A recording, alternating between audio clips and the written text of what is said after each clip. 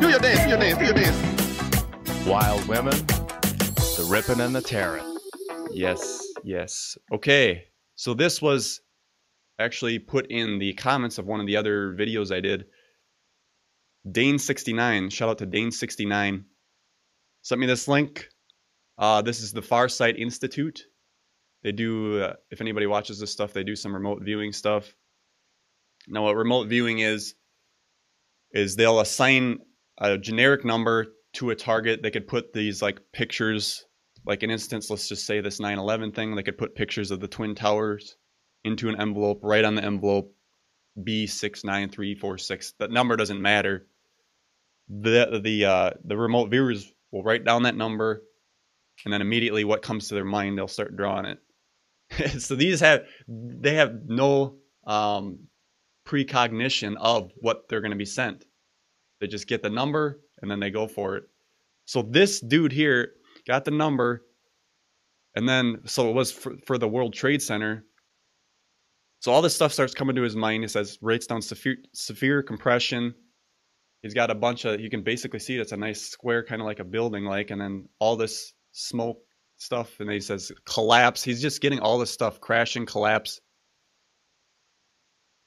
And then later on, he does get into, let's see if I can find it here quick. The people coming into the building was, that's what's this is so interesting about it, because we have a lot of theories on the whole 9/11 thing about what happened. Was it demolition? Was it nanothermite? So he's getting, when you look, watch this, so he basically said crews of men, they're aged about 30 to 40, going in there and planting something. He didn't know exactly what it was, but you just assume explosives of some kind at these spots. And then, you know, so that was one thing we didn't know what happened, but he was remote viewing, so people actually went in there and did that. Because on Jesse Ventura's conspiracy theory show, he kind of thought maybe they put nanothermite in paint and they could be painting it on the, you know, it was just a theory, of course, but there was something to this. It was definitely a collapse. And then there, obviously it ain't the same person. Here's another remote viewer, and he's getting a lot of the same stuff. And then I want to bring up the plane part here, because that was another question, like, okay, how did these craft crash into the thing? So he starts drawing the pilot, because even the Farsight Institute guy, I can't remember the main guy's name, he said he's a pilot. He would fight to the death before he let any terrorist get his aircraft control of it. So he starts drawing this, and then basically the pilots of the aircraft, exactly what we thought, the conspiracy theorists thought. They were driving, they lose control, they can't even move the aircraft. So remote control of the plane to smash into the World Trade Towers is how he, or what information he got. Now, where is that coming from? This is here's the number up in that upper left corner, HBVR-10C. That's all he's got to work with. And all this stuff just comes. Boom, boom, boom, boom. It's really amazing how, like, psychic humans can be. We're all connected to this, and it's like, I'll grant it, I'll say the Farsight Institute did a lot of future stuff, and it hasn't happened or whatever, and you could say it was a different timeline and all that, but when you talk about the past stuff, now it starts getting into some concrete stuff. Interesting thing here I want to bring up. He remote viewed this other spot.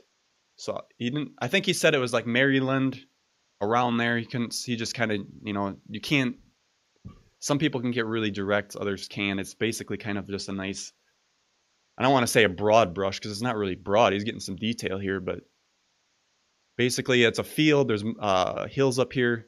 It's got a fence around. Basically it says keep out unauthorized personnel. And then there's another internal wire. He says interior antenna, military base, like, and then there's a building inside of that. And then when he remote views the inside of it, this is so crazy, folks.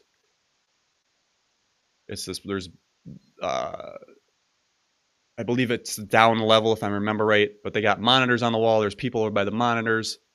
There's 2 guards guarding the door. There's a circular table. Everybody's, or not everybody, there's a lot of people around the circular table. They got objects, maps, basically like, you know, like pieces. If you were going to do like a war scenario, you'd have the pieces and you'd say, you take your troops here. Then you know how they have the golfing stick and then they move across the table and all that stuff. So right here, they said these people around the desk had the plans. They were like, all right, plan A is this. Boom. If that goes wrong, we got plan B. Boom. Plan C. All of this for 9/11.